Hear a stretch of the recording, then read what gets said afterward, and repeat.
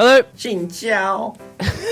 It's been a while. Welcome to the first episode here with Carlos, the new manga review show. Introduce yourself. I do manga reviews. No, I don't. But it's our first try, so we're gonna see what's gonna happen. Today, what we're looking at is this manga. It is called Zomhyaku. Until I become a zombie, 100 things I want to do. Only in Japan do you have such long book titles. When you actually told me the first title, Zomhyaku, I was actually trying to find the Japanese version. And I kept on getting these hardware pages. We're gonna start with a no spoiler review, and then the second half we'll talk about like story elements, like things that we liked specifically. First impressions, Carlos, go. I think I saw a movie about this. Dawn of the Dead. No. They have a movie where these two old guys are about to die. They have a bucket list. Oh right, I didn't even know that. Too much manga. Too much manga. I watch too much anime. Anime. I don't generally watch zombie movies. I have seen maybe 5 or 6 of them. I've watched Shaun of the Dead. It's a British comedy movie, which is supposed to be a bit like Dawn of the Dead, but funny. I thought this was hilarious. I loved every minute of it so far. How about you? Did you like it or dislike it? Oh, actually, I like the first part. In a way, it's like watching Squid Game, or it's like watching Parasite. In a way, it's a conventional topic, I guess. Yep, Zombies. yep. But Zombies. it's got some really Japanese elements in it. Well, okay, so it's really funny. Episode 1, again, we're not going to go into spoilers just yet. He's working for a Japanese company, and it's a very specific situation. This is like a common topic for manga, because I think people go to work, they get really stressed, and then they go home and they just want to read some manga. So they love manga, where the characters are also kind of hating their jobs and trying to escape, and that's, you know, obviously the general theme. This is so hard without spoilers. Okay, but anyway. Here's a spoiler-free overview. This guy is the main character, and he hates his job. He's in the type of company that is overworking him, like beyond even a normal Japanese company. I can't say too much, but of course, there is a zombie outbreak, because that's the theme of the manga.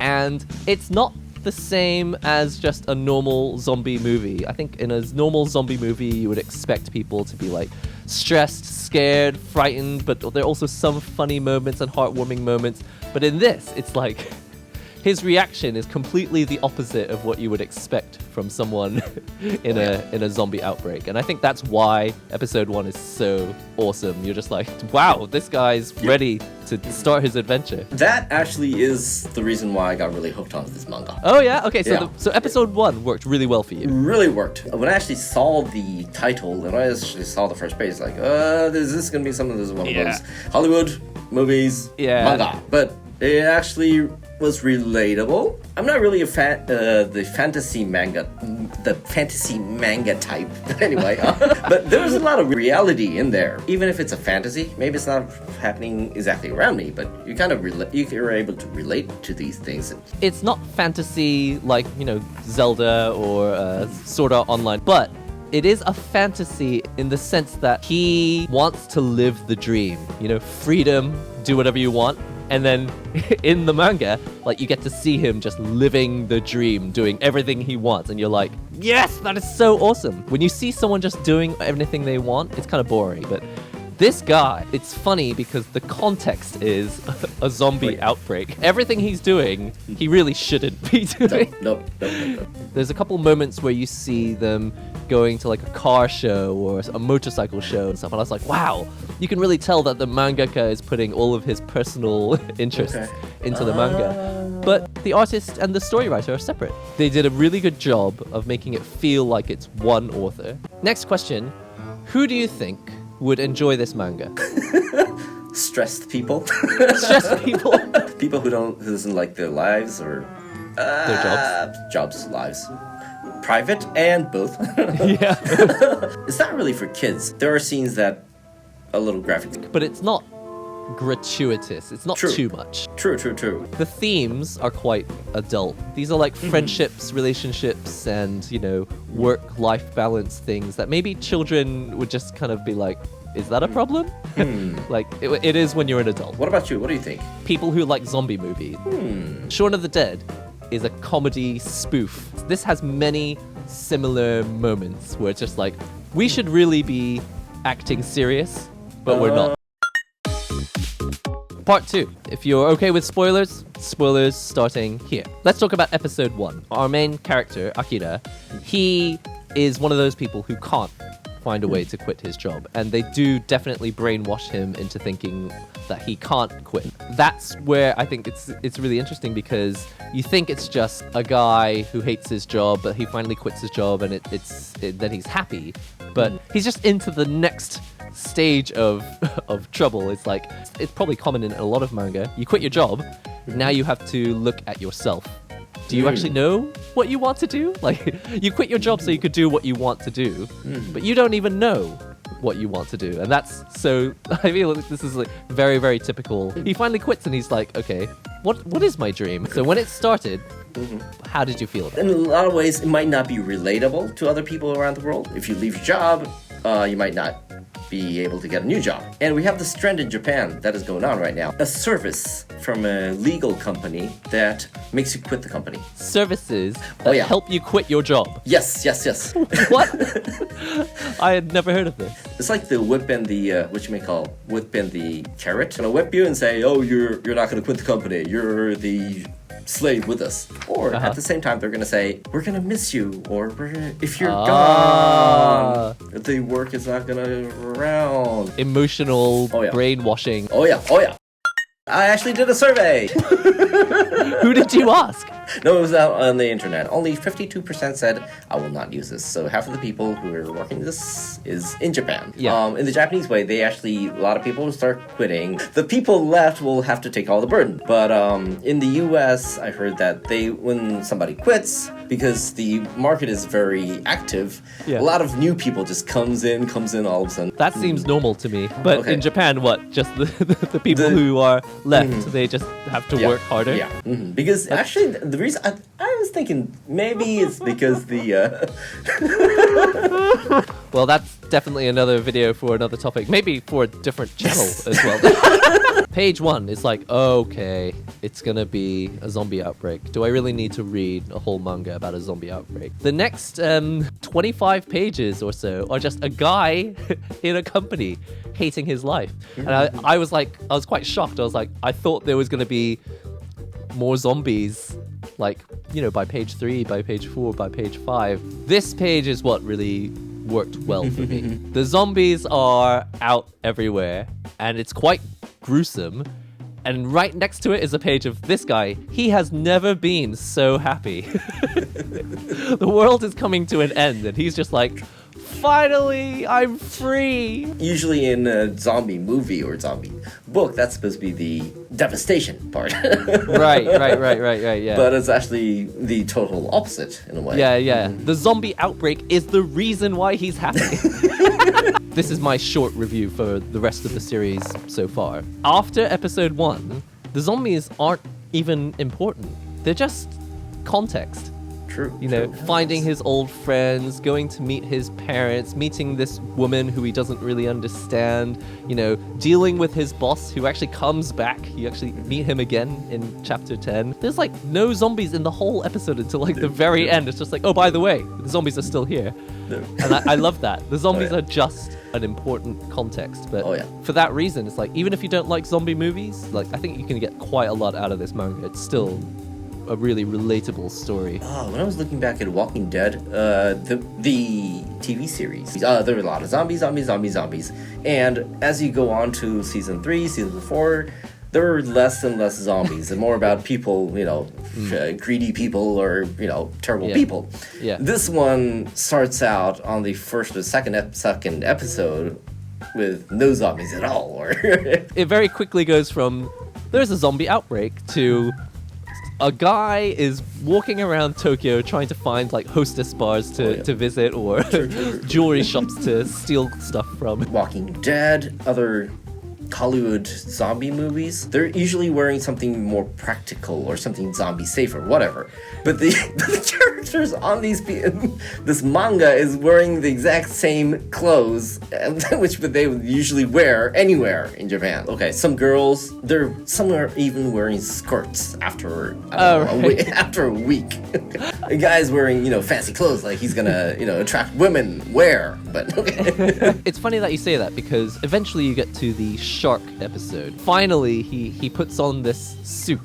The shark suit. The shark tank cleaning suit. But that's like the first time you see someone actually dressing for a zombie outbreak. So it's so related with normal life, and it seems like the zombie world and the normal world is coexisting at the same time. Right. But the zombie world is supposed to be very important, but it's like Mikey's background. It's beautiful, it's wonderful, but it's there. Okay.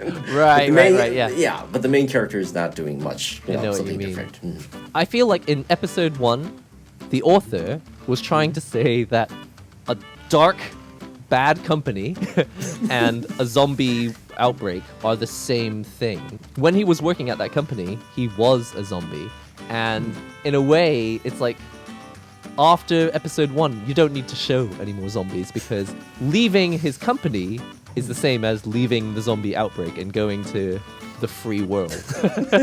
It balances the One Piece Luffy style of I'll do whatever I want with every now and then he's forced to deal with serious matters like friendships, his parents, his best friend, actually escaping from zombies. Sadly, escaping from zombies is a very low priority on very low priority. It's the 4th or 5th priority on his. Yeah, absolutely. Probably one of the most famous, I guess, manga in recent years about zombie is I Am a Hero, I think. People who have seen Japanese zombie mangas, I guess, there are some, may have been expecting that. It's very typical Japanese manga in a way. A guy who cannot do much becomes a hero because, he beats zombies or whatever. Right. But it's totally the opposite on this one. Yeah, this guy is pretty much nothing. In my opinion, it's less about leaving his job and more about being forced to finally confront himself. Before, he just went to school, played sports. He just did whatever his boss told him. But finally, when he has freedom, that's when his life is actually hard. He's like, I don't know what I want to do. Who am I? What are my interests? What are my hobbies? This is sounding more like student counseling than a manga one. That's the way I see it. It's like we're trying to analyze a student or analyze a guy instead of reviewing a manga. Basically, I really love anime and manga where the topic is like, for example, Sword Art Online. The topic is virtual reality games, but that's not really what it's about. It's about a boy who doesn't really know his father, or his parents in general. He plays video games too much, and then he's finally forced to confront things that he never would have done because he was just he'd become a shut-in in real life. And so it's through the fantasy world that he finally learns to discover the leader type of personality that he really is. It's kind of funny, people are asking him, what do we do next? When he's really got no skills at all. He puts on that shark suit and he's completely useless. And then he tries to save this girl in that same episode. He runs in, he's like, I'll save you. And she's like, okay, what's the plan? He's like, no plan. Very typical. The best friend, he's actually working for a real estate company, right? Right. And we have this kind of image of real estate guys, investment guys. Not the real estate guys that sells you nice homes. These are investment, I don't know what you may call it, investment realtors, I guess. And we have this kind of stereotypical guy. He's got this, 2-block hair, it's like suntan. He's got girls, and that's right, yeah. And he's usually sadist, so that's where the Global Hotel thing comes out. Oh, that's right, yeah. He's like in an S&M style. Yeah, it's like a very specific love hotel. Yeah, that's a very stereotypical, realtor. He's under a lot of pressure. Right. But funny thing is, if you actually look at realtors in the United States, you get more middle-aged people, I guess. Yeah, and I would agree with that. The biggest element is, why does he take off his clothes so many times? Yeah, why does he? If you're meeting some, high-class clients, they have these kind of parties. They want to, entertain them. And what do these young guys do? They take off their clothes. That's the funniest thing they know how to do. Yeah, they don't have a lot of shame of taking their clothes off. That's exactly what his best friend character... I really love how the author turns that into a heartwarming story. It's like, he's not just a sporty guy who's macho, who does his job well and loves it. Turns out, one, he actually doesn't like it a lot of the time. And two, he does it because he genuinely believes it's important. Like, making people laugh, whether it's as a real estate agent or as a comedian or whatever it is, like, bringing joy to other people is what he really wants, like, truly wants to do. That's his dream. You know, he has a dream, she has a dream, everyone has a dream, and, you know, it's the main character who's searching, like, what is my dream? That is like the second when the Terminator comes out and says, "Oh, the Terminator has some feelings." that is kind of like the moment as well when I'm looking at it. That is true. That is the heartwarming, you know, the key point. At the start of this review, when I said it's quite good for people who like zombie movies, in one way it's not, because there's really not that many zombies in this. Nope. But on the other hand, it does do what zombie movies do, which is everyone's forced into the shopping mall trying to fight the zombies. True. And they're forced to like tell their stories, like, oh, I'm a cabin attendant, or I'm a teacher, or I work in this shopping mall, or I'm a security guard, and they have these heartwarming moments. So it's like somebody almost dies, something funny happens, and then there's a heartwarming moment where, you know, two people say something really nice and then one of them dies. You know, that's why zombie movies are so great. All these very opposite story themes are like forced into one movie. It's like it works so well. This manga just works so well. I love it. Let's finish off this review with favorite moments. The Gokon. I don't know if that's actually translated into English. When you go into a company, that's the first thing people expect. It's like a little party, same number of men and women meeting, and it's like speed dating, but not. NihongoGamer and Carlos goes to a Gokon, right? And if it doesn't turn out well and they don't like us, we just make some excuses saying it was not a speed dating. It was just a reunion. And the girls will say the same. Oh, this is such a new reunion. I haven't met for a little while. We should change the name of the show to Learning About Japan, but through manga. And Carlos explains it all. And the top notch is meeting cabin attendants. The CA. Oh, so that's like that's the top of the pyramid. That was definitely the moment that I first like laughed out loud while I was reading it. Like I was trying to, you know, just quietly read the manga, right? And then I got to that bit where he actually realized, they're like, wait a minute. He looks at his friend. He's like, we're sitting, three of us on either side, 3 girls, 3 boys. There's cabin attendants over there. Oh my God, this is my dream. And he's like, it's one of the things that he'd written on his bucket list.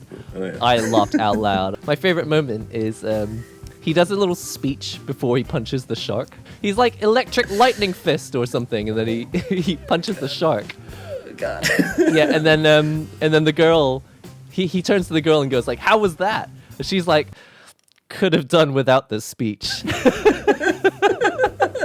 I just love that because it's like he finally has his moment to be a hero, and then she's kind of like, it was a bit uncool. I think I'm on the girl's side. It's like, why would you need a speech? Why would you need a speech? Excellent. Well, Carlos, thank you very much. Thank you. We're going to see you in the next episode. Remember to subscribe to the channel, comment, and let us know what you think of the manga if you've read it already. And if you want NihongoGamer to eat something, push this thanks button, this thing. You want me to eat something? Yeah, they're going to give you food, you know. There's a button called thanks, and if you push it, you can donate some money to NihongoGamer so he can eat. I'd like to know more about this. We'll see you all in the next manga review. Manga review. Bye. See you.